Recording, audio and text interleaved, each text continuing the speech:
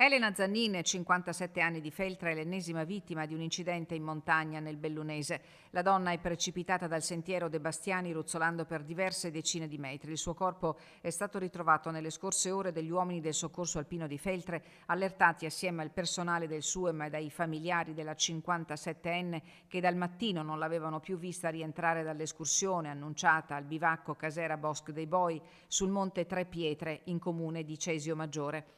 La chiamata al 118 è arrivata qualche minuto dopo le 20. L'auto di Elena Zannin è stata trovata parcheggiata a Cesio Maggiore vicino all'attacco del sentiero.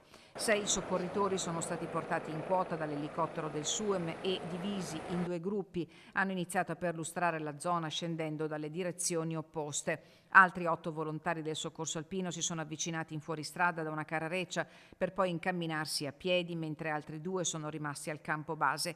Alle 22:40 circa una squadra si è imbattuta in un bastoncino a terra, in un tratto particolarmente esposto dell'itinerario sopra la chiesetta di Sant'Agapito. Scendendo sulla verticale, i soccorritori hanno ritrovato altri oggetti e un centinaio di metri più in basso il corpo senza vita della donna.